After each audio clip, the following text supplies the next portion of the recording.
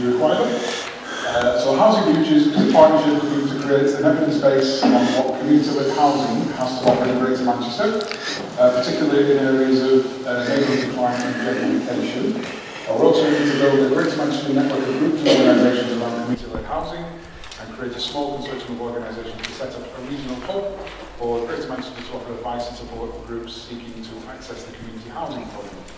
We're also carrying out desk-based research to review existing knowledge, primary research, network building, and we'll make a series of stakeholder-specific recommendations in the final findings, which we will launch in December. So we'll start introducing the panel. So my name is Mick Davis. I've been a member of New Onsite Housing Co-op since 2002.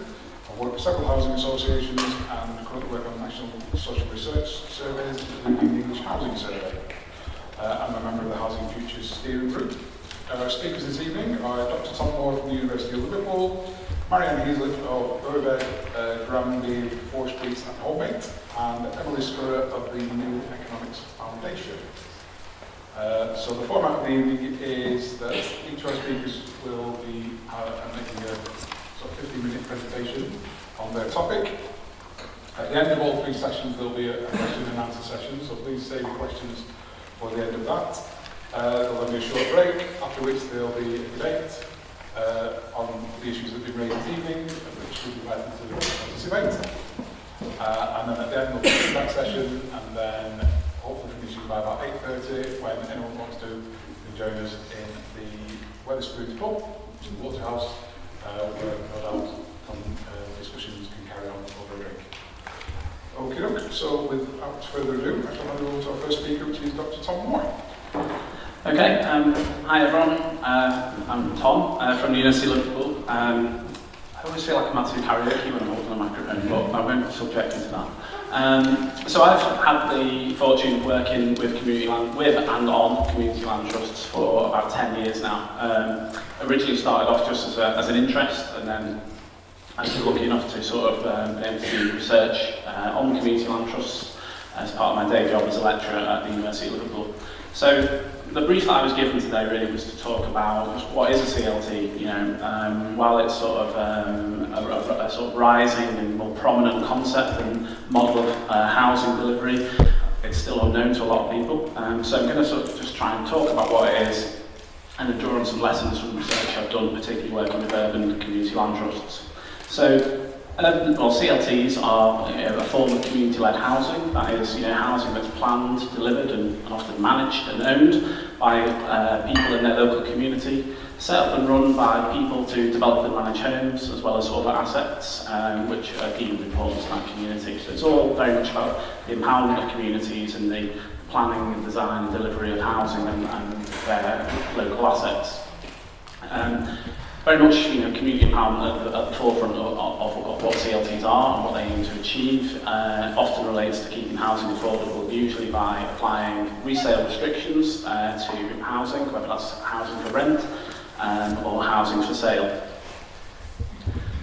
A lot of the origins of CLT, I mean, it's really interesting that we're here in Manchester today because the origins of sort of this idea of community land trust, which is really at the core of it, about community ownership of land. And using that for the benefit of local communities. It's just that it's increasingly tied to provision of housing as well. But the origins are, date back to sort of 1960s rural America, often sort of linked to the civil rights movement, and where marginalised communities, particularly those ethnic minority communities who are very much marginalised, trying to get control of land and empower themselves through that process. Subsequently in America, and now increasingly in the UK and England as well, they're very much used to provide affordable housing, often used to resist gentrification, prevent private profit and speculation on local assets, or to resist unwanted regeneration that might be perceived as being imposed from external organisations. And obviously, this isn't a new thing. Mick mentioned he's lived in a co-op since I think it's 2002, early 2000s. We're very close to Rochdale, which is the home of the cooperative movement, but cooperative housing and these forms of collective housing have always played a fairly, in terms of numbers and scale, very small role in the UK in terms of housing provision. But what's really exciting at the moment is things are like beginning to change with that, with the government investing resources into supporting community-led housing and its development. So there's a real opportunity for communities who are really interested in providing housing for their local communities, so opportunities and resources to respond to. I think I've got those points there. So, for example, and I've sort of deliberately picked 3 urban CLTs. So, it's, the roots of CLTs often began in rural communities in the UK, where local people, often on low incomes, were marginalised from their communities, unable to access housing that was affordable to them, often due to things like second home ownership and high house prices relative to incomes. Exactly similar, really, to some of the issues we face in our major cities. So the CLT in London, for example, have delivered 23 homes which have got resale restrictions, and the resale prices are linked to local incomes, so they're genuinely affordable for local people. Homebake, which Marianne's going to talk about soon, is a really great example of an urban CLT in a neighbourhood where the community had previously been marginalised and gained voice and empowerment through the process of forming and developing the CLT. And Middlesbrough CLT, where they've developed and refurbished empty properties to provide housing for local people. So a wide range of contexts, but I think the crucial point really is they're all responding to specific local needs which are identified by local people, people who recognise certain needs in their community and want to respond to them. So in terms of numbers, what we're talking about, I think what's really interesting recently, in 2010, a National Community Land Trust Network formed, which is a membership organisation promoting and developing community land trusts across the country, supporting communities to do that. And since then, things have really sort of taken off and developed. So there's around 300 CLTs, I think is the best estimate, with about 6,000 homes either delivered or in the pipeline across the country. Really exciting is that they're increasingly being delivered in cities, moving away from the countryside as the sort of main area. And there's this national and regional infrastructure, and I think it's really interesting that a regional hub to help communities in Greater Manchester is being proposed, because a lot of the research shows that that these organisations, community land trusts, community-led housing, usually emerge in areas where there's support available to help communities through that process.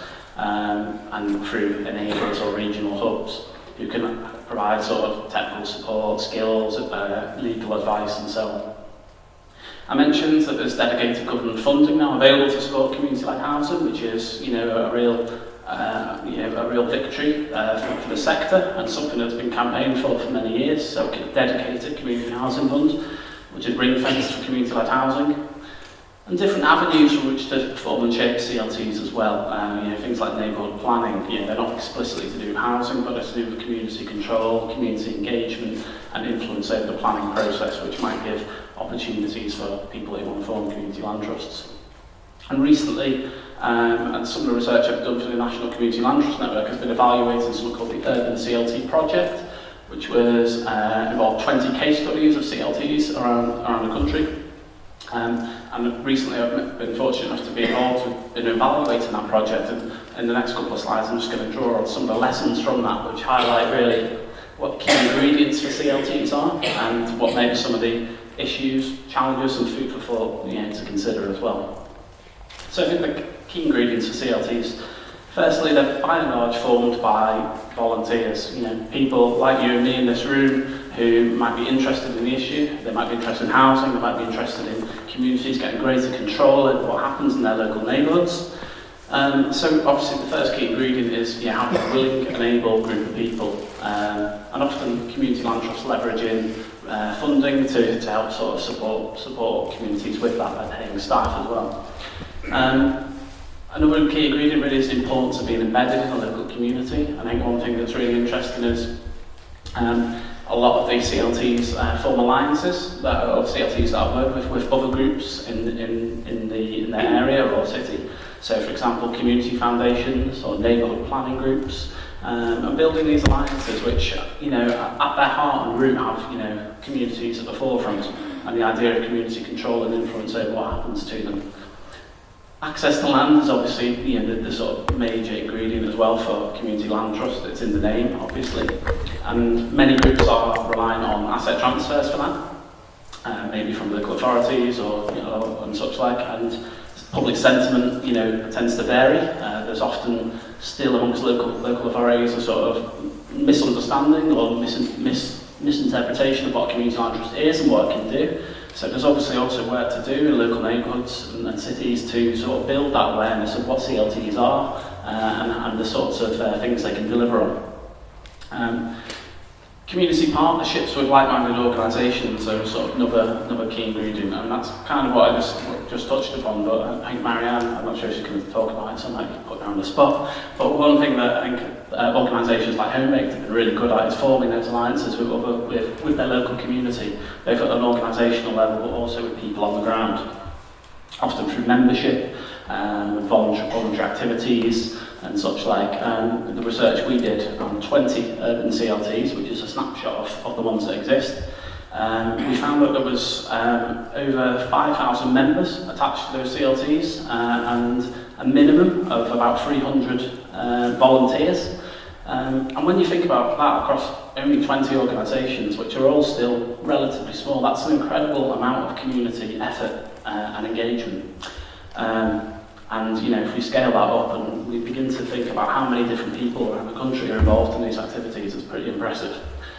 Professional partnerships are often used as well and to sort of further CLT activities. And one of the dangers with any sort of organisation, obviously that's formed on a voluntary basis, is the issue of relevant skills and capacity to progress organisations. This isn't an easy task. We're talking about identifying land to buy, funding applications, any regulation that's attached to the planning and delivery and management of homes. So often CLTs will form partnerships with housing associations or local authorities to try and help them overcome that. And they can be very advantageous, but also poison chalice as well in terms of power balances, which we have to think about in this.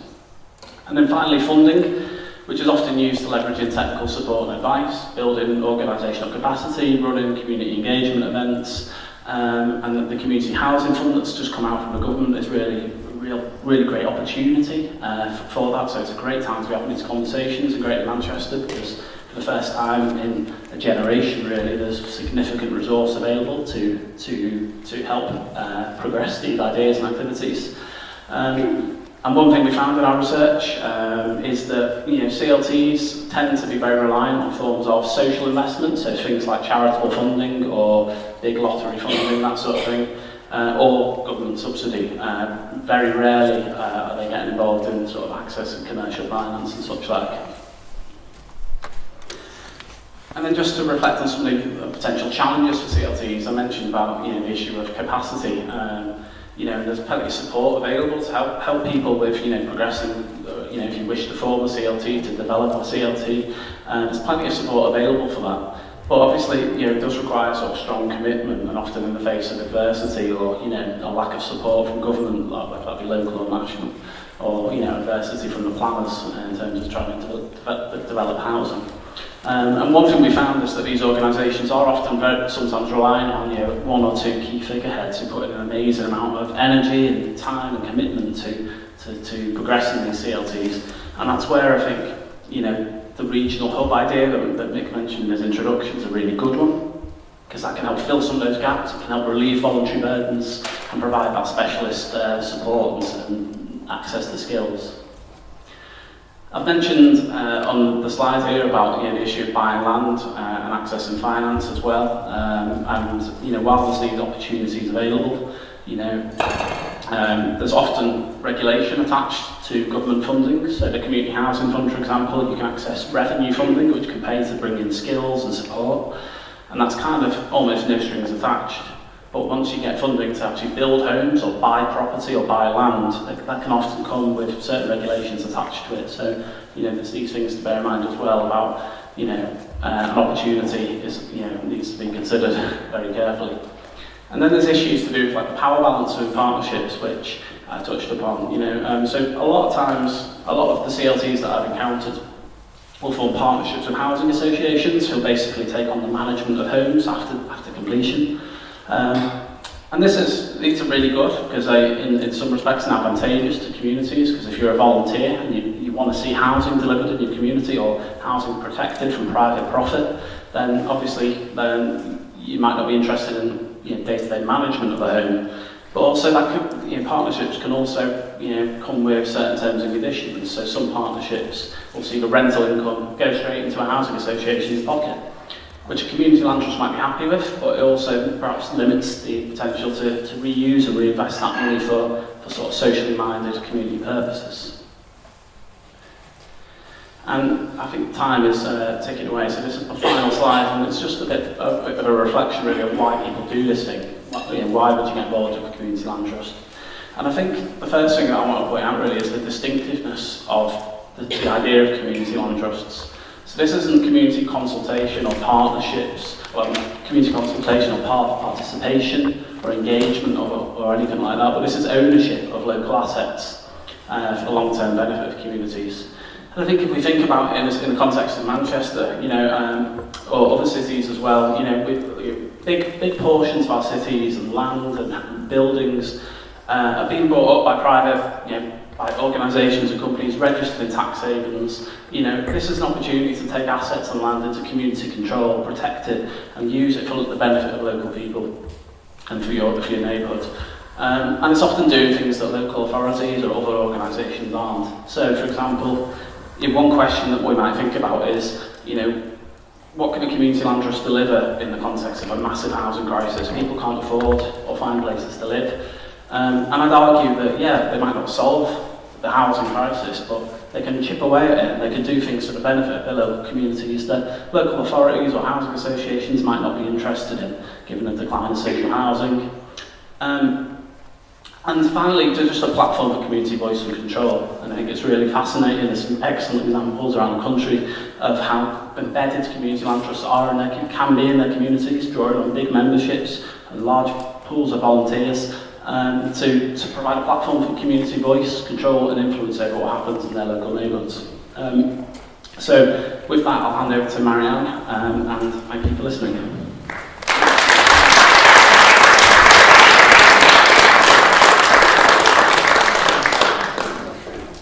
Questions at the end. All right. So our next speaker is Marianne Heasley from Holbait CLT. I'm technically not from Holbait, so Oh, right. yeah, that will do. It's all right. So hello. Thank you for inviting me.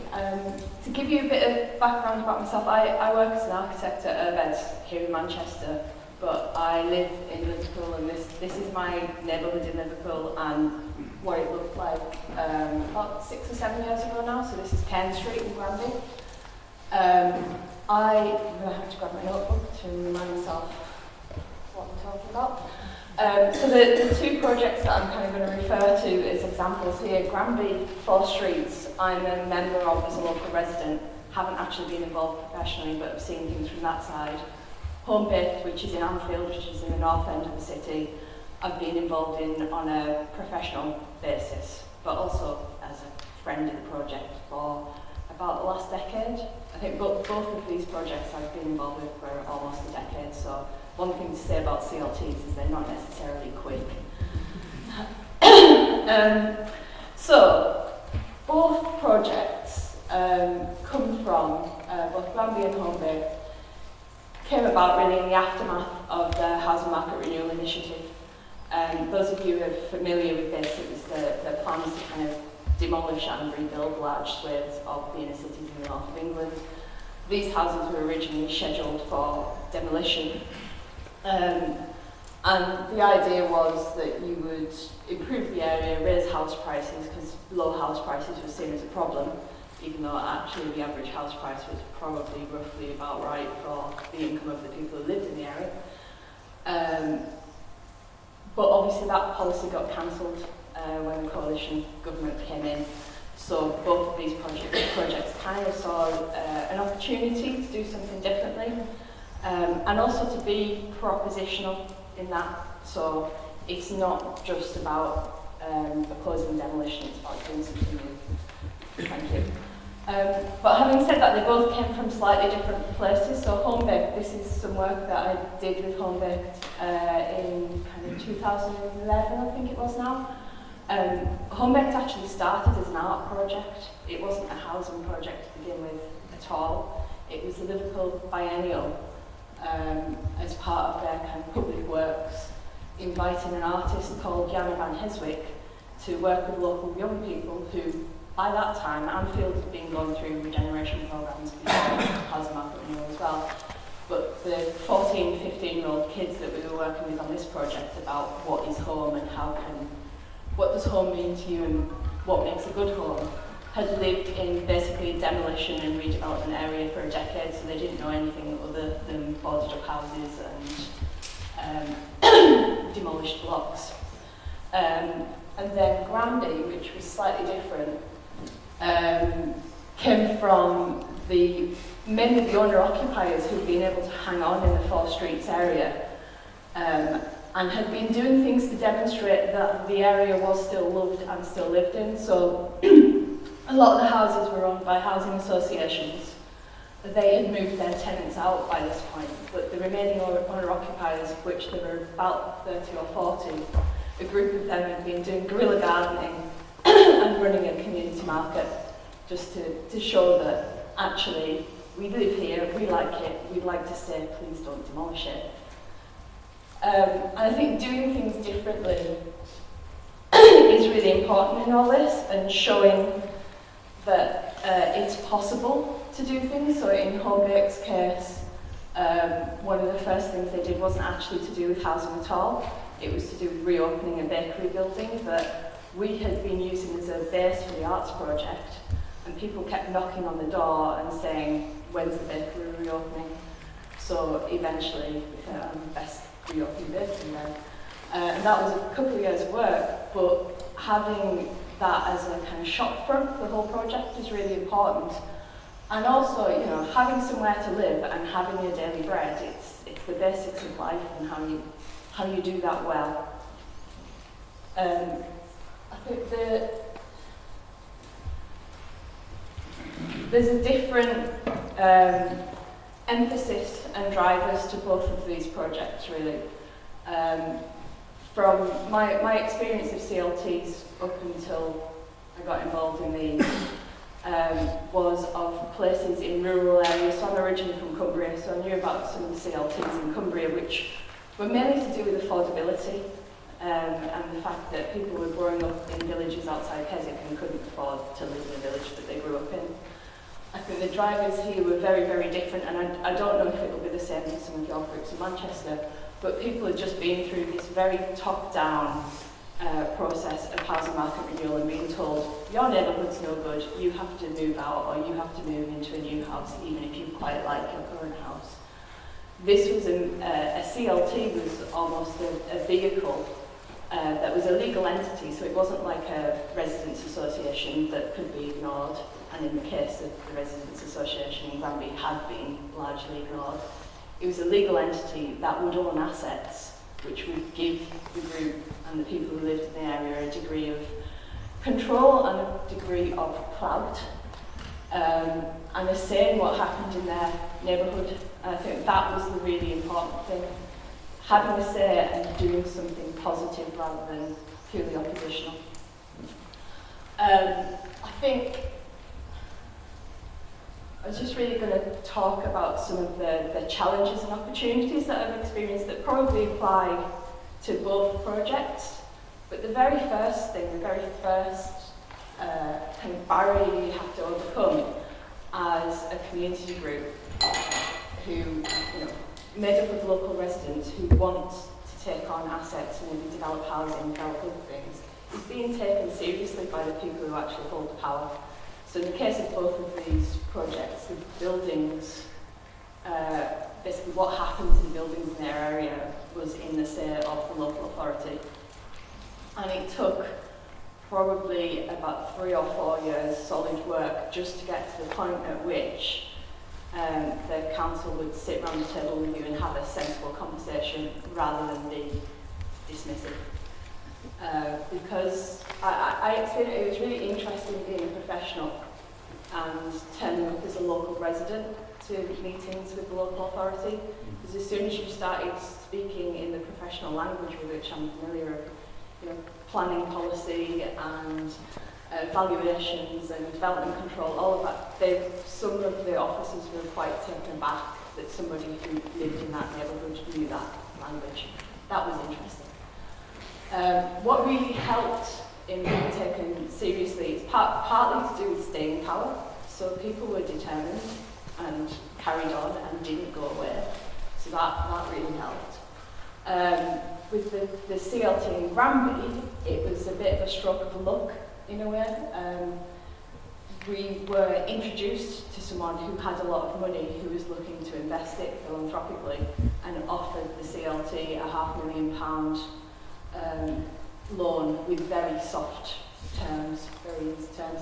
As soon as you're going to meetings saying, actually we've got £500,000 behind us, will you now talk to us? The conversation gets very different. Now obviously there are all kinds of debates about that because that introduces other power relationships because you're reliant there on private philanthropic capital. But without that, I don't think that the stuff that has happened in Granby would have happened in the same way. Property valuations were a really big challenge. Obviously, we didn't have the same issue in either case where we were looking for land to do a project. We knew kind of the buildings that we needed to tackle because it was effectively these buildings that had been left to go to rack and ruin, which were the problem that we were addressing. But especially at the start of the project in Granby, we were told that those houses, which are kind of 2 and 3 and some 4-bed terraced houses, which were pretty well built originally, would never be worth more than £50,000, but they all needed about £70,000 or £80,000 of work doing on them. So immediately that doesn't stack up. You can't borrow in order to do that. What we've actually found when you get to this point and you've kind of changed the area and changed the view of the area is that actually, you know, those houses are selling for £100,000 and upwards, which, I'll come on to the gentrification point, that brings in other things. Burnout is a really big issue. So in Granby, people were doing this in their weekends and evenings and free time. And one of the really key people in the project who'd actually spotted the opportunity and kind of written a brilliant letter called Silver Linings around all of the great and good of the city that helped in that whole taking seriously process. She worked on this solidly, one called Ellen Lee, she worked on this solidly for a couple of years and then just had to take a step back because she was just completely frazzled. And people do get frazzled. And if it's in your neighbourhood, the additional thing is that there's no escape. When you open your front door, when you're in your house, it's there all the time. So it's not like a project that you can put down and put away in a drawer and forget about for a bit. It's there. The gentrification issue, really interesting one because we're working here, both of them, and possibly Granby being the prime example, in inner city neighbourhoods that are kind of ripe for gentrification. Granby is next to some of the nicest Victorian parks in the country. It is 15 minutes walk from the university, it's 20 minutes walk from the city centre. House prices have started to go up there. And it's kind of strange because that is partly because of the work that we've done, but we're obviously all very committed to the idea of the housing staying affordable. So one of the things the CLT has been able to do is make sure that they've actually developed 11 houses at this point and probably going to do a couple more. But they've been let for social rent, and proper social rent, not affordable rent. And then 3 of the houses and a couple more are going to be sold as well with kind of resale restrictions that Tom talked about. But there's a question, I think, when it comes to that resale restriction, and it's something that we look at because I'm a member of Terrace for Anyone, which is another of the partners in the project. We're set up as a mutual home ownership society, which basically restricts the amount of speculative. You can't make speculative profit, so I can't move into my house, do it up, and then sell it years later for a killing. That took a while for the council to get their heads around what we were talking about. They're like, why don't you want, we got sent back lease documents with them and going, why don't you want to make speculative profits? Like, because that's not what we're about. But anyway, that is something that is really key and something to think about. And then there's the opportunity to be a catalyst, because I think so far Homebect has done one flat and is looking at another 9 or 10 houses. The CLT has done 11 houses. Terrace 21, which is a core part of that, is doing number 5. These are quite small numbers we're talking about, but for example, in the case of Granby, that belief and that work that's been done by the CLT has led to the rest of the area also being redone. So it meant that we basically badgered and pestered and convinced housing associations to invest in those properties again, so they were refurbished and are now lived in. And we've gone from a position of there being mostly empty houses in the area, so there are about 170 empty houses in the area, to there being maybe 10 or 15 that are left, and some of those are on the 3 of the 4 streets anyway. The 4th street is a different issue, but never mind. Most of those are either in development or they're people who are trying to find out who actually owns them, because you get in areas like this and you don't actually always know who owns something. But I think that opportunity to be a CLT, and you might not do huge, thousands and thousands of houses, but just by demonstrating that an area is valuable and loved and lived in, that can be a big positive. And so that street I showed at the start, this is actually a slightly older photograph now, but that's what some of those houses look like now, or did about 12 months ago. So it is possible, you can do it. It's quite a lot of hard work, but don't let that stop.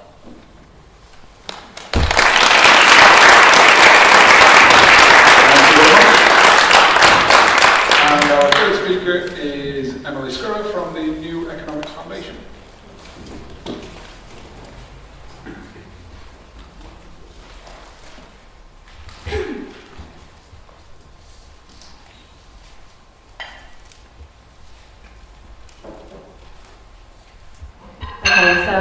I'm not actually an expert on CLT, but I can talk about what NEF has done for CLT. So my organisation is interested in transforming our economy to make it fairer and to provide an alternative to neoliberalism broadly.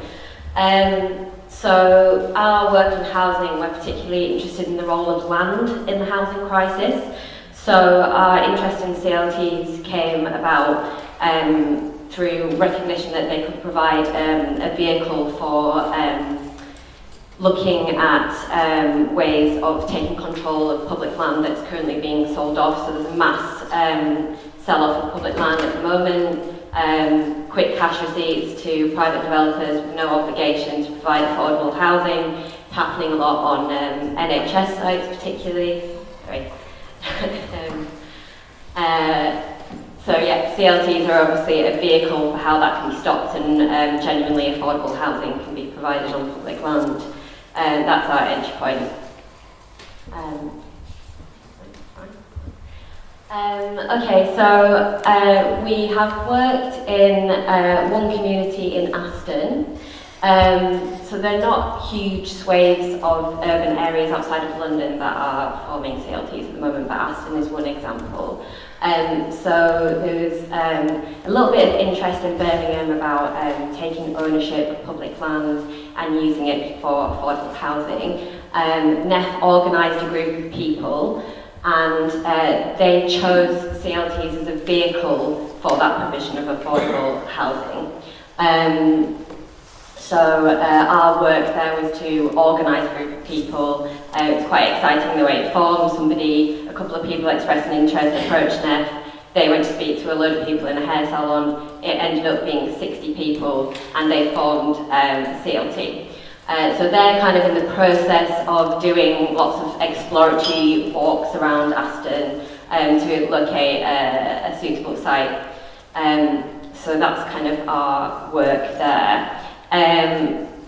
Just to say that obviously that's quite a localised solution to affordable housing crisis in the area. Birmingham house prices are rapidly increasing, as in Manchester. It's not the only way that affordable housing can be achieved, but it's the one that they chose. So yeah. Okay, so I guess we have kind of a nuanced kind of approach to CLTs. Done the right way, they can be really exciting. So if CLTs are done progressively, they can be used to lobby councils to provide tenants with more of a voice and, as previously said, more community control. Any kind of progressive housing policy can't just build more houses. It has to think about where those houses are, it has to think about communities, it has to think about green space, it has to address community need holistically. So CLTs can provide a really, really good model for how that can be done. Yeah, so it's not just about building more houses, although obviously that is something that needs to be done as well. Yeah, so obviously we can see tragically with Grenfell, if tenant voice had been listened to and communities had been empowered, then it would not have ever happened. Okay. Okay, so not to throw any shade on CLTs, but these are some kind of sort of cautionary notes. Tories love CLTs. Boris Johnson's a big fan of them. You know, basically it's that big society idea of you can deliver your own housing, you can deliver your own NHS health service, you can deliver everything yourself, education. And CLTs being used to provide affordable housing on public land sites can be seen as another form of privatisation. Also, co-ops, cooperative housing, co-housing, CLTs can become quite closed. It's essential that they are open and supportive to the community, otherwise they're not going to be progressive. A lot of the time they are quite middle class. It's great, you create your own Wakanda, your middle class utopia, but it's not inclusive and it's not actually supporting the community. Also, it's not a silver bullet for the housing crisis. Community-led housing is great and localised and does answer to community need, but it's not capable of providing the number of houses that we currently need. It's a great model, but it's not a mass model to the scale that we need. Okay. But yeah, hang on. I would just give another kind of thing, another pro for CLTs that with council houses. I think sometimes on the progressive left we have a tendency to kind of hold up council housing as being this sort of idyllic thing, which, you know, mass social housing in the 50s and 60s was fantastic, but also repairs, it can take ages to wait for repairs. You don't have a lot of control over the land that you own. In fact, you have none. And it doesn't, in essence, doesn't create those tight-knit communities in the way that community land trusts can. Okay, so these are kind of two approaches to forming CLTs. And a progressive way of doing a CLT is, you know, the integral part of the rest of the community, so actually inclusive, and they answer to what community need is, representative of all in the community.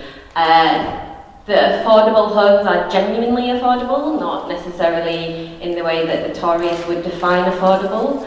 And they're genuinely community-led, not just a kind of group of visionaries who come in and decide what is suitable for that community. A more conservative, sort of Boris Johnson favoured way of doing CLTs, and maybe there is a bit of a history of this, that people with large amounts of social and financial capital lead them, and sometimes tax on in partnership with private developers who end up kind of ruining the idea. So a couple of examples. There was, as alluded to before, the East London CLT was great because it provided homes that were genuinely affordable.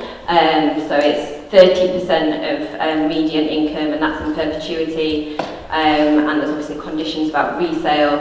It didn't add to affordable housing stock, it was just 30%, the whole development, St Clements, it was just 30% affordable housing stock, which doesn't actually add to what is already required. It wasn't obviously detrimental, but it's not transformative. It wasn't a transformative development. So 23 affordable homes is great, and it is genuinely affordable, but it's not what we need to solve the housing crisis. Start Haringey is a CLT or community-led housing group that we have supported at NEF. They're fantastic. They have campaigned against the St Anne's development hospital being sold off. So that was a very, very large site that was due to be sold off to a private developer who wanted to create 400 homes on this massive site with just 14% affordable housing. And Haringey is already, it's massive deprivation in the borough, but also massively kind of impacted by gentrification. Start Haringey campaigned against the proposal. They wanted 100% affordable housing and 800 homes, green space, things that would address public health in the areas and massive public health inequalities and mental health as well, so kind of community gardens that would support the mental and physical health of the community. That is genuinely transformative. It's massively adding to what the requirements of affordable housing is for the site. It creates more homes and it creates a community rather than just houses, rather than just buildings. That is kind of what I would look to, and I think most people on the progressive left would look to as being an example of CLTs done really well.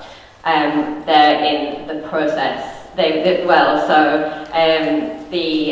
private developer's proposal has been blown out of the water, very exciting. Sadiq Khan turned it down, GLA have been very supportive to Start Haringey in that sense, but they, as alluded to previously, CLTs take a long time, and it's not a realised vision yet. The Wakanda's not being built.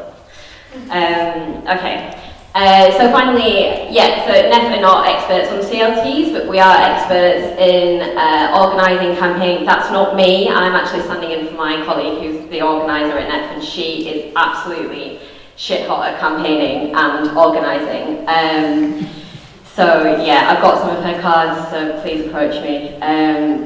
So we can support with organising and getting a group together for a CLT. And we also have done lots of research on mapping sites where public land is up for sale at the moment, so I'd really encourage you to check it out and campaign against it, as well as looking at it as a potential for development of community housing.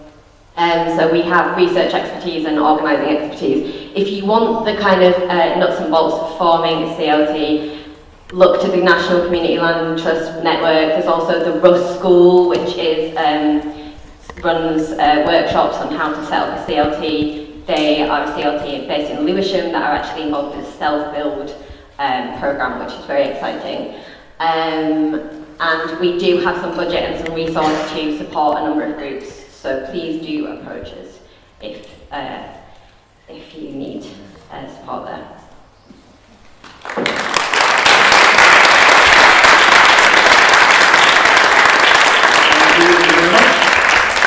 So now about 10-15 minutes for any questions from the floor. So I'll come over the microphone. Has anybody got any questions they want to ask any of the panel?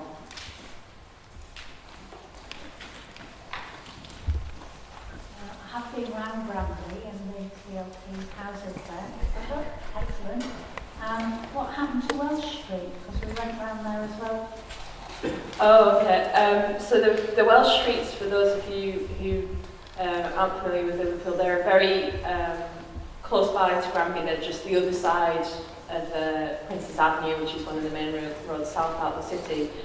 That was always much more controversial. Again, it was the whole area of about 400 houses was scheduled for demolition. We went through an extended campaign and planning process, and the last scheme that included a lot of demolition was actually called in by Eric Pickles and dismissed. So the developer for it was Plusdane Housing Association, and they didn't get permission for it. Left the City Council in a bit of a quandary because they had 400 empty houses and not sure what to do with them. What has actually happened is that they've formed an agreement with an organisation called Place First, who've done some work in Burnley and I think in Blackpool as well, and they're refurbing all of those houses for private rent. And I think there is some of the houses being done on a couple of the streets by Plusdane for, I think, affordable rent, which, again, the difference is between affordable and what is actually affordable. And then the Place First properties are private market rent, so they're a bit more expensive. What they've done physically is quite interesting. What it means socially, I think we'll find out over the coming years. I wanted to ask, is the CLT, has it got to be housing, or can it be community with housing? But I think it can be, so the CLT in Granby also runs the local market once a month and is looking at redeveloping Granby Street, which used to be the main shopping street in LA, and it's like the main shopping street in the black area of the city basically, and has been derelict for a while, and they're looking at regenerating that and getting some of those units back into use for local businesses. Some of the people who've actually had stalls at the market are at the point where they're now looking for premises, so it's scaling up like that. So as I understand it, it doesn't have to be just about housing at all.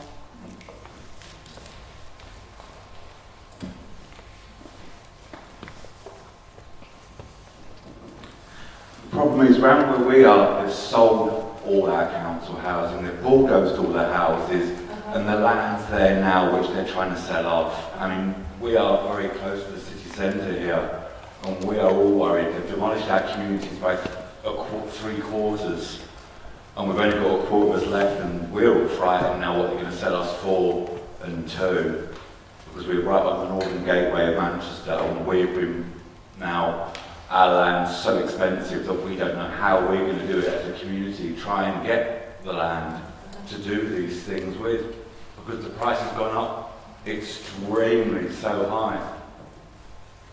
And do you know if the land has actually been sold? Yes, some of it's already been sold to private investors. Do you know if there's any that's up for sale? We're trying to, there's all up for sale, that's the whole thing. Okay, so there's some that's up for sale and some that's actually, the sale's gone through. Because there's not that much that you can do once the sale's gone through, unfortunately.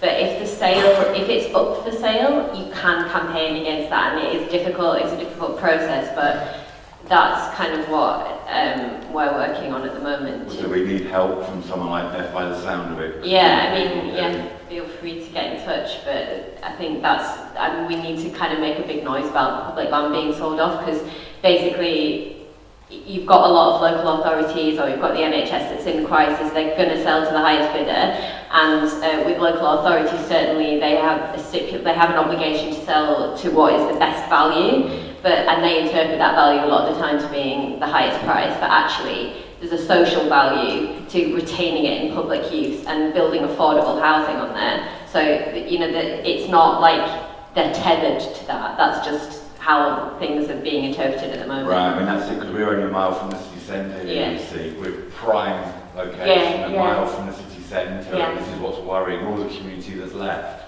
How much more are we going to be destroyed? What's going to be left of us by the time they've gentrified it all and everything else? Nothing. Yeah, we'll get in touch and we'll see what we can do. Thank you. There's a question down the front.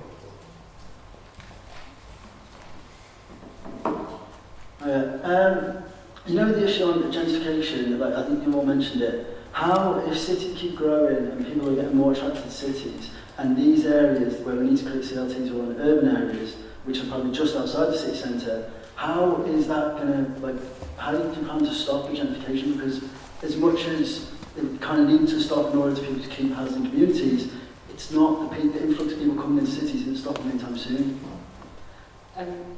One of the things that we've done in Granby, and one of the mechanisms for which a community land trust is really useful, is it essentially takes the value of the land out of the speculative market, so that land is then in community ownership, and we can set the value that it's sold at, so that the houses that have been sold for private sale, there is a limit on how much those can increase in price. So when those people move out, they will get the value as it was, plus a percentage increase that is linked to local wage inflation rather than being linked to the speculative property market. So basically, the CLTs tackle it by removing land from the Just speculative to take property away market. developers or investors coming in and then buying a house to then rent it out to other people that then live to rent. You can't do that with the so the CLT has control over who owns. Yeah, I mean, essentially, once the land is in that community ownership, it's owned by a legal entity. They can only sell it if they agree to it, can't they? So, I mean, I don't think anyone, despite, I think we all talk about gentrification and potential resistance to that, I don't think anyone would pretend that community land trusts alone are going to stop cities becoming increasingly gentrified. But taking the London example, and I do agree with what was said about, they did go into partnership with private developers who can actually argue to help to sustain the very system that we might be fighting against. But there is still 23 homes there which will remain affordable in relation to local incomes, so that in itself is a small victory, isn't it? And there'll always be some housing there that is affordable to people. And I think that some of the figures that were thrown around, I can't remember exactly, but there were sort of properties that would sell for $500,000 which were sold for about 150k, so.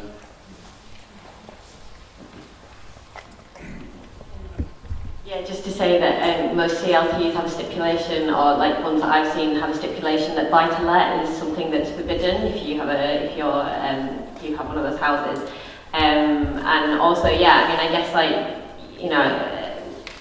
with CLTs in urban areas, it's about creating a model of tying houses to local income rather than the property market, which, as we know, is basically the largest source of unearned wealth accumulation in the UK and contributor to the mass inequality that we're currently seeing. So it's a model for how that can be done differently.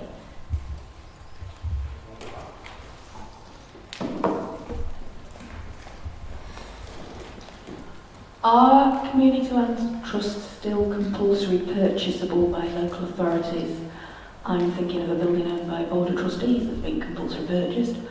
And also, how do you stop community land trusts being used to prevent low-income housing being built? I'm thinking of certain areas out in the suburbs who would scream, don't devalue my detached house and buy it for a market stall or something to stop that happening. So compulsory purchase and stopping things. Unfortunately, I don't know the answer to the first question, so I'm sorry I can't answer that. I think the second point you make is an interesting one, because in theory, and it goes back to one of the first questions was, is community land trust just about housing? In theory, community land trust is just about those two words, about communities, whoever they may be, and the land. And then it's a label, essentially, and a vehicle for determining what communities wish. But I think the funding available to support community land trusts and the campaigning support that's available for them is very much centred around affordable housing provision. So you wouldn't be able to get funding to build a community land trust. Well, I'm thinking of communities where they wouldn't need government funding because the houses are worth $500,000. Yeah. I suppose my only thing would be, I don't understand why people would go through this process and suffer this level of pain and exhaustion for if there wasn't a good reason to. I mean, one interesting thing, I think that's a very good point. I think also those communities, at least the ones I've encountered, and I have been, work with and research with community land trusts, which have faced a lot of opposition from precisely the sort of people you're talking about. So we can't pretend at all. People do oppose housing developments, they don't want for various reasons. I find it difficult to believe they form a community land trust personally, just to do that. However, there are CLTs which have developed market housing often to cross-subsidise. So, for, you know, they've particularly in rural areas, I'm not aware of any urban ones, but you know, they've built market housing and sold it for hundreds of thousands of pounds, but so they can afford to subsidise the price of more affordable and socially rented homes. So there's nothing that prevents, in theory, a CLT from developing market housing, but I'd find it's very unusual. I've never encountered it in the sort of 10 years that they've been solely used for that purpose.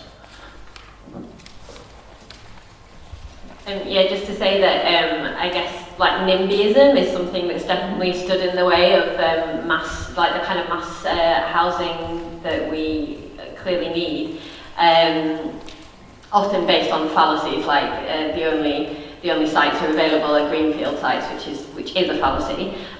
But an inclusive CLT should actually help to kind of mitigate NIMBYism, because it would include representation from all kind of members of the community. And one thing that has happened in more middle class areas that have formed CLTs is that often it's been a resistance to like second homes and things like that, and preserving community, which obviously has social value.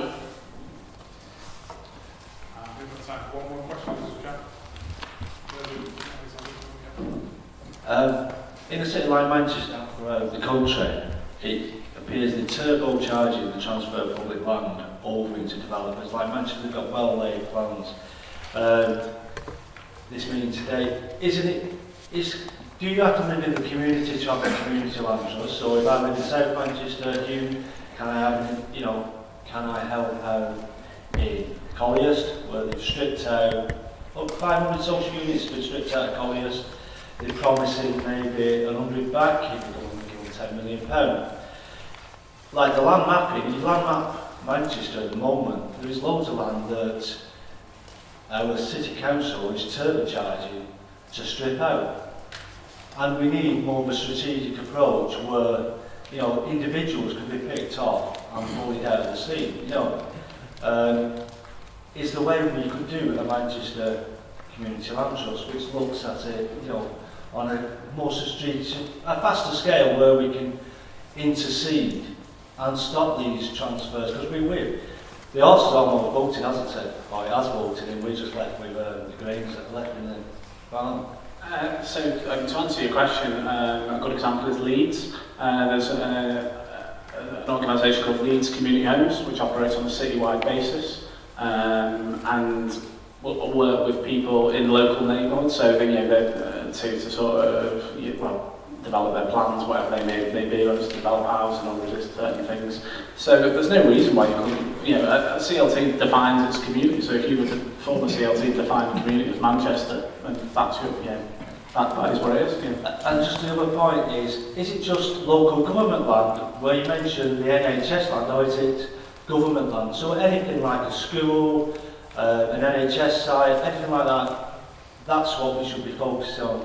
Or I mean, it's happening everywhere.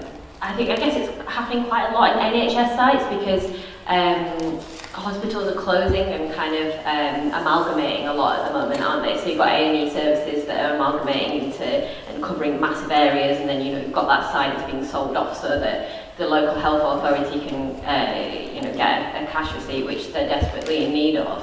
It can be a difficult argument to make, but it's about that longer term cost-benefit analysis of thinking about the wider and long-term public health of the area, which obviously affordable housing is absolutely integral to supporting public health.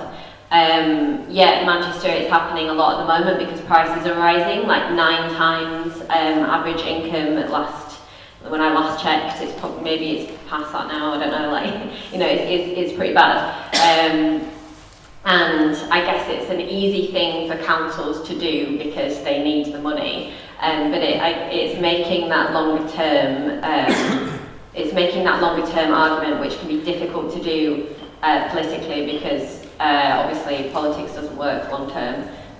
But the more we build up the argument by looking at areas that hopefully start do manage to execute their plans and do provide these sort of genuinely affordable homes. I mean, there's going to be a massive saving on the housing benefit bill for one, and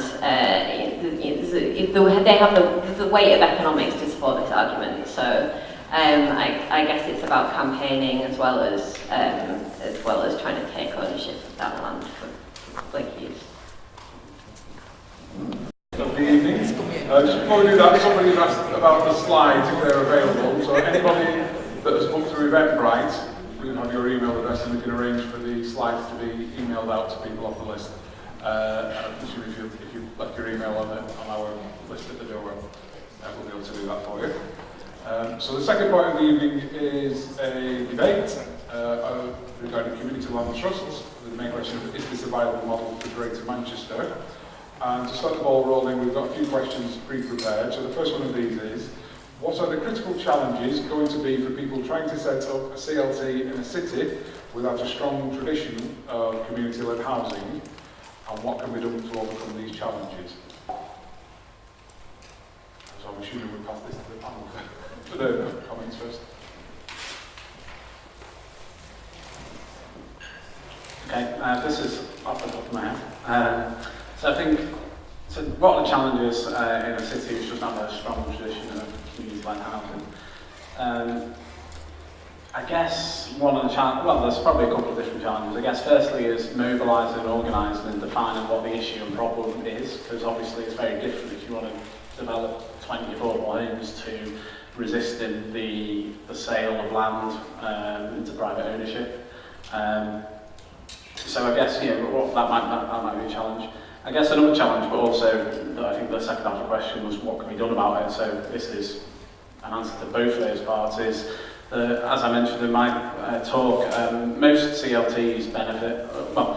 The hotspots areas of where CLTs have emerged tend to be not exclusive, but tend to be in areas where there's some sort of hub infrastructure, an organisation that might be citywide or regional that people who want to mobilise and organise can go to and get started and get advice, help, support from. So, for example, Leeds Community Homes are formed on a citywide basis in Leeds.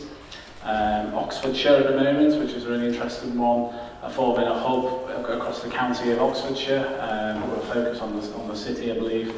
And they've also tapped in and formed partnerships with different community-based organisations and alliances, because there's a lot of organisations that might not be focused on housing necessarily, but they're very interested in empowering communities to have some control and influence over what happens to them. So they can be ways of tapping in and into different energies in the city and forming alliances that can mobilise. If I think of any more, I'll ask for Mike back, but I'll hand over.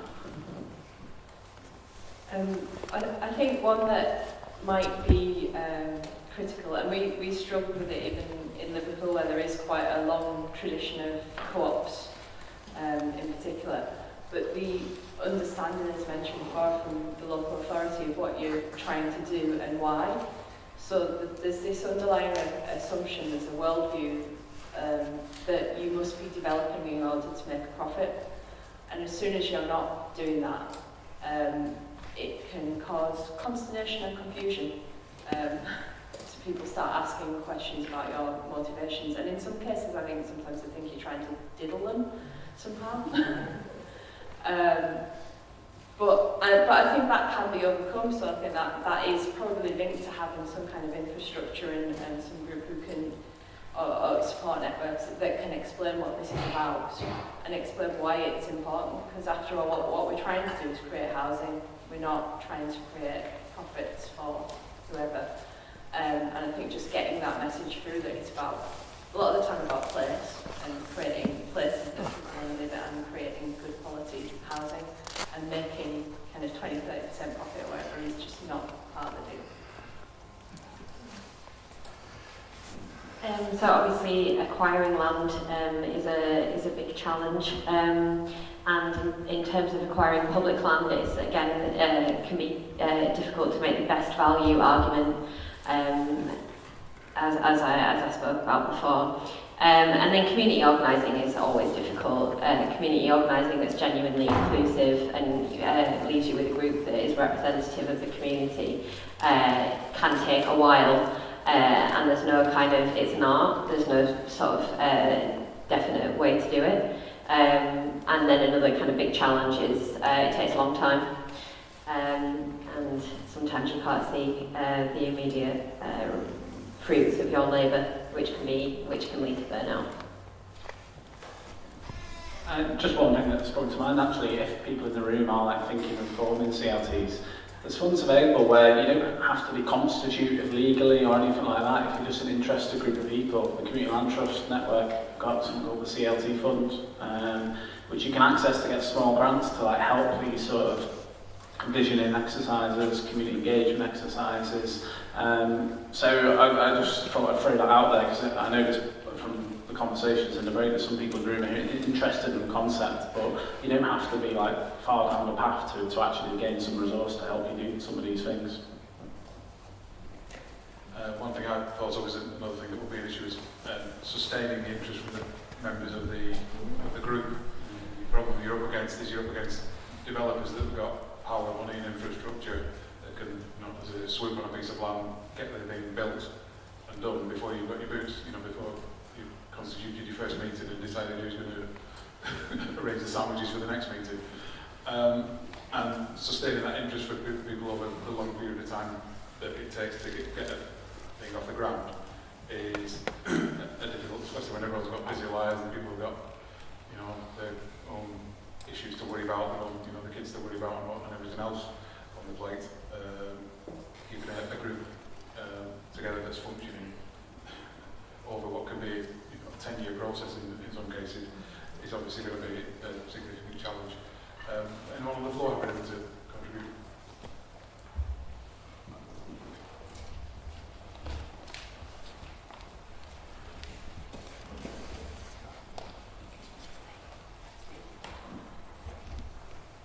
Hi, you're right. I'm Ryan.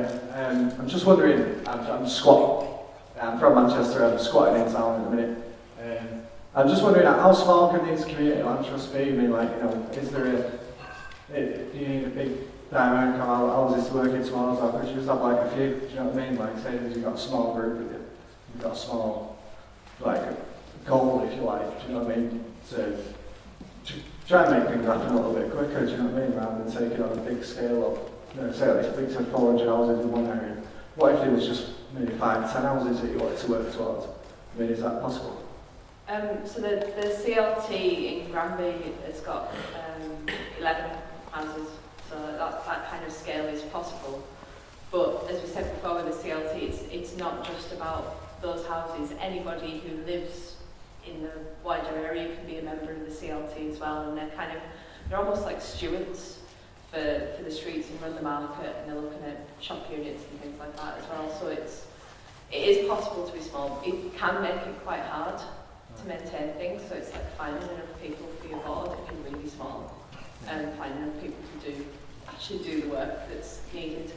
And also financially, if you're looking after assets and buildings and you've only got a few, there isn't that much in the way of economies of scale. So when you come to do your building maintenance work and boring things like that you do have to think about, it can make it a bit more difficult and costly. And also if you get one of your 10 houses that either doesn't sell or doesn't rent for a length of time, that's like 10% of your income as an organisation, versus if you've got 50 houses, obviously it's a lot smaller impact overall. So it's possible, it's just very different risks.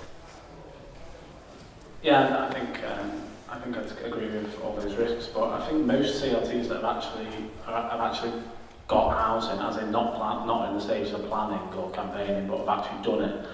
I think the vast majority of them have got probably below 20, many even below 10. I mean, there's a lot of risks attached to that in terms of economies of scale, as Marianne said, and all that. But most of them, are pretty small in scale actually. The London CLT was 23 homes. Originally, they wanted the whole of the Olympic Park. So these things tend to be small scale at the moment. I think it's just that now that there's some resources available to support it, that they're looking, many communities are thinking they can do more. And I think the issues about the board that Marianne said are really, really important as well, because like this is like an organisation that it's not just for, it's like a dogs for life, not just for Christmas, you know what I mean? It's not something that, curls up and dies after a year or 2 years, so you need people to manage it and sustain it. But that said, a lot of them as well, tend to be, might have a board of 8, 9, 10 people, but there tends to be maybe often like 2 or 3 that do a lot of the work.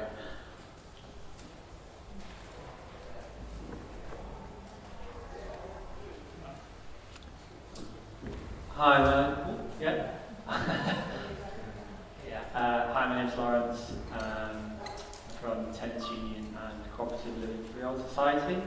For those people who are interested in community-led housing, community land trusts, who own homes, what stops them, say a group of 5 people who own homes, transferring their homes to a community land trust to help protect their community and using that as a way to grow the community land trust movement? Additionally, what would the risks be associated with doing that if that was possible? As far as I'm aware, there's nothing stopping people from doing that if they want to. Probably the main thing that does stop people is that they might lose some money, or they might not, if they hung on to their house, they were going to continue to live in it. Didn't you say particularly, just sorry to butt in, that for you it wasn't about, making any profit about it? Oh yeah, no, for me it's not, but for some people it is. So that I think the thing, in theory, you could do that, but the thing that might stop people would be that worry, because we're kind of trained to think about house prices like that. Yeah, in theory, it's not, because I've just thought about some of the CLTs that have taken over like empty properties, for example, and that's exactly the same principle really, it's just the other end of the spectrum. It's taking an existing building or asset into the CLT ownership. So I guess in theory there's nothing to stop that. I guess it's just, you'd have to be very socially minded, wouldn't you, and find the similarities. I don't know about the technical detail, but houses earn more than people in the UK at the moment. So obviously, if you're not paying rent and you're a homeowner, it's in your vested interest to keep that situation. So I think that's probably like the lay of the land at the moment and why people aren't doing that, being real.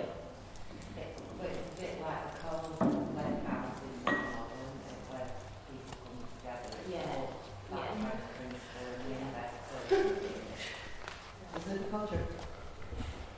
So can I, I'm Jess from Heart of Hastings Community Land Trust on the south coast, and I was going to raise this point that there is £10 trillion of unearned wealth for those people that do own houses.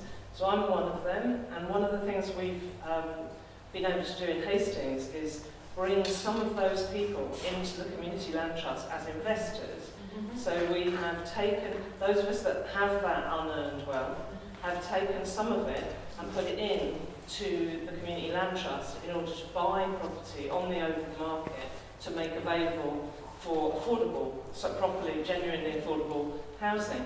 So I think this thing about, of course, it would be much nicer for me not to do that financially, but renters are not the only people with a social conscience. But actually there are lots and lots of people who earned that wealth without meaning to, by being lucky enough to buy a house 25 years ago and then watch it go on. I have a lot of equity in that house. I just put a big mortgage on it, took that money and put it into the Community Land Trust. And I did that deliberately myself because I wanted to test how difficult is it? Is it possible to do this? If I would do it, surely other people would do it. And so we've got 12 investors who've set up this kind of investors collective. They've taken between 5,000 and 50,000 out of their own equity and put it into the land trust. And we're about to go out on this platform called FX, which is a kind of online platform for investment, to see if there's appetite beyond those 12. But it is possible to do that, definitely. And what I haven't done is put my own house into that. I have taken a big chunk of the equity out and put that in. I haven't put my own house in, it hadn't occurred to me to just do that. But partly because, what's the point? I'm going to be living in my house. So by putting my house into it, that doesn't free up a house for someone else. But by taking some of the equity out of my house and putting it into a CLT, that gives us the money to buy new houses or in fact, refurbish empty properties and make them available as new affordable spaces for other people. So it's definitely possible. And £10 trillion is a hell of a lot more than the 163 million that the government is making available. So we shouldn't just focus on what the government pays for, and we shouldn't just focus on public land. We should compete in the market to destroy the housing market, to buy in the market in a competitive way, bring stuff out of that market into communities. I guess like one challenge to that is the fact that wages are going down in real terms and the cost of living is going up. So I suppose if you do own a house, it can be quite difficult to make that decision financially. Yeah. So that's probably, it's not necessarily that people are greedy, it's just that there's very real financial pressures on people in the UK at the moment. That's exactly the sort of project I'm interested in, really. How can we repatriate all these privately owned houses that have been rented out at extortionate rents back into a secure rented market that people can do. And one of the ways is by, I think, taking people who are prepared to do some social investment into a fund that will buy houses. We can buy them back. You know, loads of the ex-council houses now around South Manchester are owned by private landlords, and they're in a terrible state. And they can be let out to students or to other things at extortionate rent. So I think that's the sort of thing I'm interested in, and I would like to know whether a CLT is a vehicle by which we could do that, or whether it has to be a different model. So I don't know how far they've got on it, but I'd recommend you Google, have a look at Headingley Development Trust, because I know at least probably 5 or 6 years ago, the people there, they were already existing community organisation, development trust of various assets in the community, and they were looking to do precisely what you're talking about. Headingley is a very studentified area, and they were looking to buy properties to take into community control. So I can't give you the answer, but I'd recommend having a look on their website and having a look. Sorry, my name's Jefferson Bradley. I'm from South Manchester. If we could move on to the second question that we have prepared for this is, will CLTs ever realistically be able to provide affordable housing at scale, or shouldn't we all just be fighting for more investment in social housing?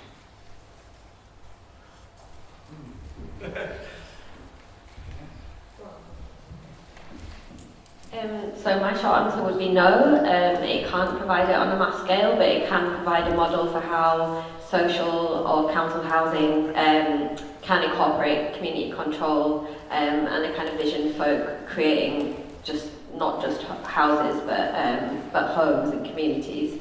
So I think it's great if if this kind of project is scaled up and can point to some great examples for how when we hopefully do have a more progressive housing policy, that can incorporate community need as well. And yes, we absolutely should be campaigning for more social housing, but how much can we realistically do with a Tory government? It can be quite easy to feel hopeless. So CLTs can certainly do some work to mitigate the sharp end of the housing crisis. I guess also one thing that it's kind of a term that I throw about as well, about scale and mass housing, but what do we actually mean by that? And if you look at some of the examples in the US, and again it took quite a long time for CLTs to sort of grow there, but yeah, there's one in Vermont, Burlington, home of Bernie Sanders, so obviously a very sort of socialist viewpoint. He was the mayor at the time, and they own about 5,000 properties now. And then there's debates currently going on with CLTs in America about how much that's about giving communities a voice and empowering communities. But it's exactly the same model we're talking about tonight, and they own about 5,000 properties. So over time, maybe community-led housing here could, but I think in the short term, my own personal view is that portraying that someone can solve the housing crisis isn't really isn't going to curry favour with local authorities that are really obsessed, well not obsessed, but right, you know, the significant strain, long wait lists, homelessness, loads of thousands of people in temporary accommodation in some areas. I think the debate is that, you know, this is a vision of what could be, you know, and that it's meeting needs which others aren't interested in meeting, or, you know, housing associations kind of, you know, often becoming more privatised in certain communities. Local authorities, I mean, some are starting to build council houses again, interestingly enough. I think Birmingham City Council's built like 20% of all homes in the last 5 years or something like that, which have been council houses. But generally speaking, councils aren't building, so I think the argument is that this is meeting needs that others can't or won't.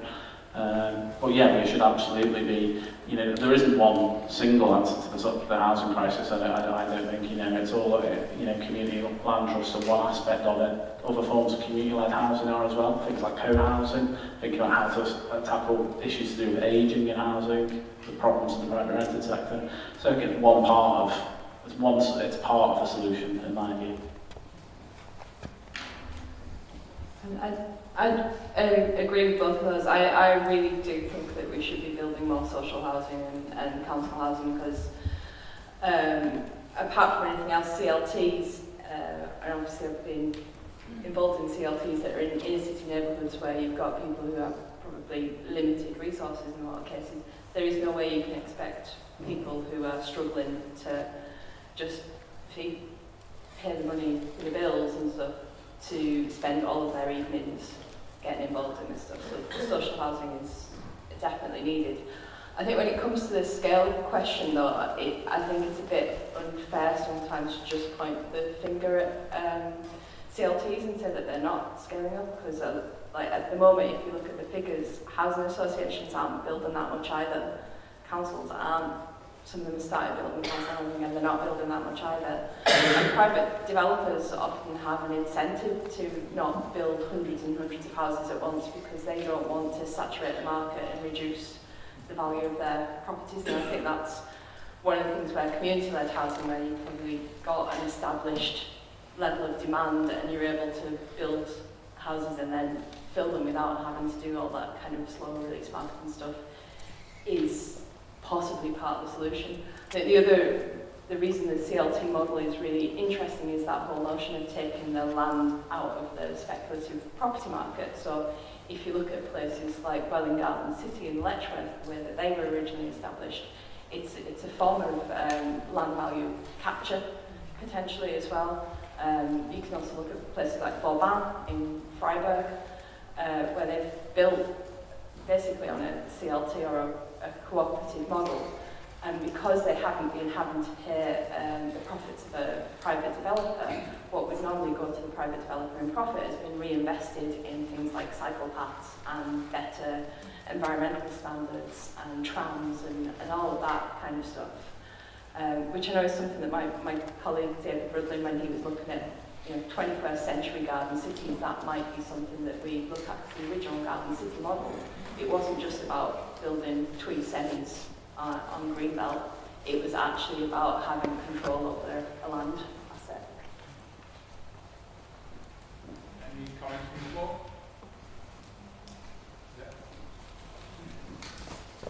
Yeah. My name's Barry from Longside in Manchester. I've been involved in housing co-ops for a long time. I guess we're debating the question of how you bring about change, really, is what's behind this, and there's more than one way of bringing about change, and there's no one right way to bring about change. Some people like to be involved in what you might call an active creation of better ways of living, better ways of organising housing. Some people like to be involved in political campaigns, for example, putting pressure on the government to bring in rent controls on private renting. So there's no one answer to this question. But I think having the opportunity to make to play an active role in creating change is part of the answer of getting people more engaged. We've been talking about how to get people engaged in community land trust, because you need engagement as well as expertise. So having an opportunity to be engaged in something like community land trust has got a wider political purpose, if you like.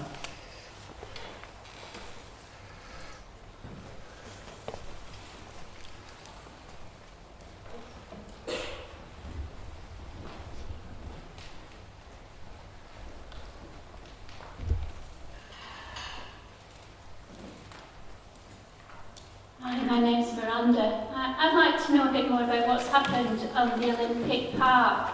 I'd like to know about who the people were that were engaged in that project, because to hear that only 23 houses were built there, I'm actually devastated to hear that. There was a housing co-op in that area, on that land. When it was built, it was the biggest housing co-op in Northern Europe, and it housed over 500 people.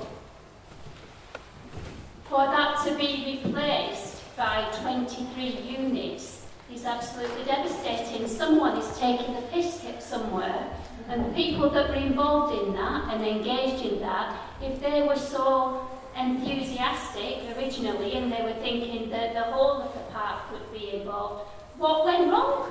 What happened there? And how was that community land trust let them down so badly, as I would see it?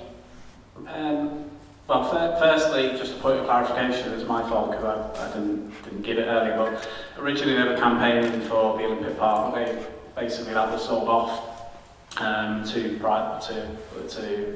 was privatised. So the 23 homes were actually at an old hospital elsewhere in East London, so I apologise for the confusion there. So it wasn't part of the Olympic Park as such.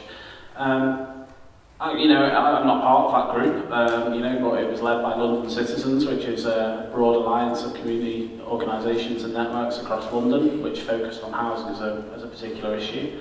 I think their vision was definitely to have more affordable homes, but ultimately what they got was what they got. They wanted more, but the bidding process, I believe the site was actually just sold to a private developer with the CLT sort of added on. But there was supposed to be affordable housing as part of that development. Okay. Right from the start, there was supposed to be affordable housing as part of that development. They spent a lot of money doing consultation and presentations to show how much affordable housing there would be there. Well, if you're referring to the Olympic Park, unfortunately, I wasn't involved in that and don't make the decisions. I agree with you, but I'm not defending that decision. I'm just saying that for the Community Land Trust, it was a small victory, which has provided a platform for them to demonstrate that the concept can work, that Community Land Trust can deliver on what they promise by providing, admittedly, a small number of homes that are linked to local incomes. And they've gone on to help a number of different groups across London form and mobilise and organise, including some of the ones we've mentioned today. So I do fully sympathise with your viewpoint, and this is part of the debate about what a community land trust doing in the context of a rapidly privatising market. They're small victories, but at least they're victories, and they give a vision of what a better future might look like. No, that's not a victory. 23 houses is not a victory, it's a big fat failure.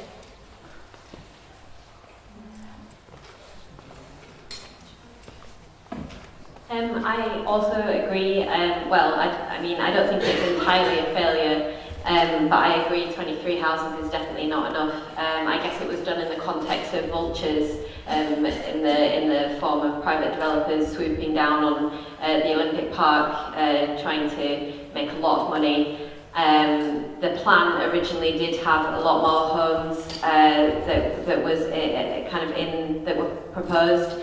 In the end, they managed to get the site of a former workhouse, which is St Clement's, and create 23 houses there. But there was a massive waiting list and massive interest, obviously, in those 23 houses. I think they had 700 applications, which, to be honest, is just an indictment of housing policy in London and the housing crisis in London. I think it was an absolute battle to even get those 23 homes.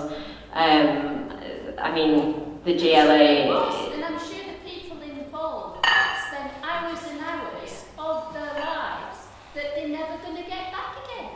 Yeah. For 23 houses. Yeah. I totally agree. I think the only good thing about that was that those 23 houses are at least linked to median income in perpetuity. But yeah, you are totally right, 23 houses is not enough. And I don't think it's for kind of failure of wanting a lot more. But I think it's more of an indicative of how difficult it is to get affordable housing on sites like the Olympic Park. And obviously we know that the Olympic Park has led to huge gentrification, massive social problems for people who live in that area. 23 houses is kind of what we have as... Just to say as well, I think this is just illustrative of some of the challenges that you know, any sort of socially minded housing movement or organisation faces, because I might be wrong, but I think the Olympic Park was in the end, after all the campaigning around it, Boris Johnson made a commitment to including community land trusts on the Olympic Park, and they just sold it off to Qatari investment. So this is, you know, one of the major challenges, you know, this is, that we're facing, and I know that some work done by people involved with the Greater Manchester Housing Group, you know, has shown how Manchester has been increasingly subject to that sort of investment as well. And I guess this is why, you know, it's important for communities to be mobilised about it. I think I'm not fully up on it, but I know that there are ways to potentially challenge this, because what a lot of private developers will argue is that they can't provide or allow for more affordable homes because it affects the viability of the overall scheme. And they will produce viability assessments to show that, which aren't currently public. There has been a little bit of progress on this in kind of forcing a bit of open book accounting, so you can at least see how some of the sums are done. There was a case that went to court, and I think Islington Council won to say, actually, if you're going to be doing these viability assessments where you say you can't afford to do this, we're going to challenge it more robustly. So there are tools like that where we can start, but again, it's not straightforward. That's quite a lot of hard work and quite a lot of specialist advice that most community groups probably don't have access to. And I think it's definitely worth trying to campaign against viability assessments, as kind of shown by this example, that private developers can underestimate how much profit they're about to make and overestimate how much a development will cost them in order to kind of override the stipulation for provision of a certain percentage of affordable housing, which is obviously egregious, and those viability assessments should be public and subject to public scrutiny. So that's a small kind of win that we could have in sort of moving towards more progressive housing policy. Because the other problem is the councillors who go along with the expensive properties because they want to get the council tax receipts once those properties and developments are completed. I just want to say, what I would love to see community land trusts in Manchester, but bearing in mind we have a very obstructive authority that has a dislike of low-income housing. How much can community land trusts do and achieve and set themselves up in the face of local authority opposition? A local authority that's not wanting to cooperate because they've got other plans that involve multi-million people. Could I, before you answer that, could I just add this third question, which I think links in quite well to that? So the third question was just, setting up a CLT requires specialist knowledge and support, for example, from local councils or housing associations. How can grassroots groups avoid this becoming a top-down process This is partly about leveling the playing field. How do people get the skills and information they need to participate as equals in meetings and negotiations? And what forms of community organisations are needed in advance of entering these kinds of negotiations? What can Community Land Trust do in the face of a local authority that's a hostile environment for them? It's basically my question. Oh, Debbie Blanchard, Great Manchester Housing Action, sorry. Just a shout out to Russ in Lewisham, who run a workshop on how to set up a community land trust and deal with a lot of these issues. They're a great organisation, their course is subsidised. That's something. There's also the National CLT Network that provides a lot of specialist advice and support. In terms of encountering intransigent councils, yeah, it's really tricky. I suppose it's like trying to prove that best value thing. We've done some work at NEF that's like cost-benefit analysis of retaining land and putting it to community use and using it for affordable housing. So, you know, feel free to use that. But there's no one answer. I suppose sheer bloody-mindedness is one thing that you need, but also what we found, I think both in Hornbeck and in Granby, is the council at first, because we were dealing with housing market renewal, which people had been signed up to, and they would lose face if they went back on some of the things that had been decided there. So there was opposition, but also people had a stake in it. They wanted things to go the way that they'd originally planned them to go. So there was quite a bit of opposition at first.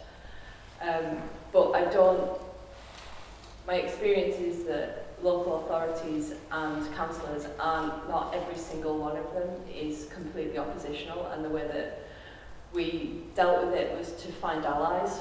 So we wouldn't have got as far as we did without Anne O'Byrne, who was the cabinet member for housing in Liverpool, and initially she was not really up for it at all. In fact, if you look back on, it's probably still on the Channel 4 All 4 programme, where they did the great property scandal about 5 or 6 years ago. She's actually on film saying nobody wants to live around here, this is all a bit of a silly idea, we should just carry on with what we were doing before. But we managed to work on her and convince her that we were able to do things differently. And she's actually been a really good supporter and helped us overcome some of those roadblocks from, you know, officers who were sceptical or other council members who either were just not interested at all or sceptical. So I think finding an ally, I think, is a way around it.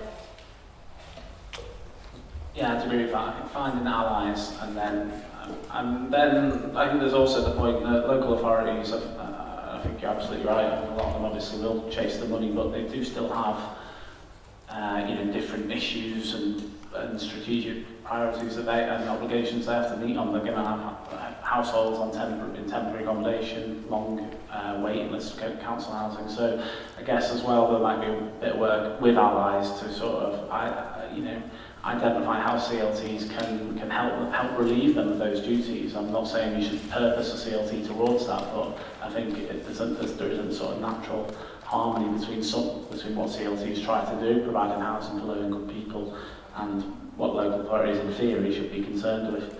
And then I really hesitate to keep on going on about the government funding, because I do agree with what Jess from Hastings said about not relying on that or pursuing that. But it is still an opportunity, and the Community Housing Fund, there's actually resources available for councils to help work on community-led housing schemes. So actually, that is kind of a carrot for them. There is funding available, which they might be able to access to help them engage with communities. I also wondered, and not to put her on the spot, but I know Jess from Hastings has had some pretty interesting local politics, am I right? And I actually going to hand over to you, because I think you'd be better placed to say it than me. I'm sorry to put you on the spot. But Hastings was involved in the research that we did, and I think Jess will tell the story better than I. Well, it's been really hard, and it's still really hard. But I think the allies point is really important. The one thing that I'm really worried about at the moment is our councillor who's in charge of housing has kind of decided that he really likes the idea of community land trusts because he thinks they're a way, as he puts it, to bring local people with you when you're trying to develop something that they don't want. So he really has not got the proper idea of this. So politicians get all kinds of things wrong, so not always deliberately, sometimes almost by accident, they just haven't understood it properly. What is really good in Hastings at the moment is we've just had a whole load of new councillors elected, much younger, mostly women, and they are really positive about it. So they're not in power in any sense yet, but we're kind of working on them and supporting them. So really, you don't have to find your ally at the top of the council. Find those kind of people who came into it because they really believe in making a difference, and then help them make their way up the chain, in a sense. That's our current strategy, is to help those new women councillors to get into positions of power in the council, but make sure they really understand, spend lots of time with them, bring them to the sites that we're developing, introduce them to the people that are going to benefit from the houses, you know, so that they're hearing not from me, but from the person who's going to live in that house, who's currently suffering, you know, massive overcrowding or whatever the problem is in their life. And that is slowly, and maybe in like another decade, that might actually get us to a good position. So the politics is really, really hard. Where we've had success, and this is why I said the thing earlier about don't just look for public land, where we've had real success is where we have bought on the private market. So we've been buying up properties, one at a time. We've got a 9-storey office block, which we managed to get a few years ago, and we bought a house about 6 months ago, which we're converting into 4 flats, which will be ready in next month. So things are moving. It's much easier to do that. Meanwhile, we've got a massive power station site that the council is absolutely failing to help us with, and yet that would produce 77 homes, affordable, sustainable homes, and that has taken us 2.5 years so far, and we've still not got the land. So it's easier to work in the private market, even if it's expensive. You know, you can, like all those developers, they haven't got money in their back pocket, they borrow that money. It is possible to play their game without their profit. In the case of Manchester, though, we give them an interest-free loan out of their funds. Yeah. You know, for 4 years. That's like we give them Kickstarter loan. You know, so it isn't that difficult for developers in Manchester. No, well, ask for the same treatment. We should have access to that loan. Yeah, ask for that. Fund. Ask for the same. Their pension funds backed up the bailout of the waste disposal units in Manchester. So, we, as a hub, we need to be able to tap in to that housing fund, these interest-free or commercially sensitive loans, which are probably interest-free for 4 years, when normally a developer would be paying 10% for that first loan to get out the ground. Yeah. The biggest problem is they don't treat us, the councils don't treat us in the same way as they treat developers. They think somehow that developers are serious and that we're not. And so that's the biggest problem for us with this power station, is they say we can see it's viable, we can see it's lovely, you know, it's all really nice, but we don't believe that you lot can do it. And that's the biggest challenge. So sometimes it's about going and looking for some partners who look really good, just so that you can put them in front of the council and say, look, this guy's our partner now, they're commercial, they've got experience, but it sticks in the craw really, because you don't necessarily want to do that. Thank you. There's a point from Lisa White. Thank you. I'm Flamina, I work in education, but I'm interested in community psychology. And the research that you've been talking about cost analysis sounds really helpful. I'm just wondering, as part of this group ongoing, whether there could be any look at transferring that into the Manchester context.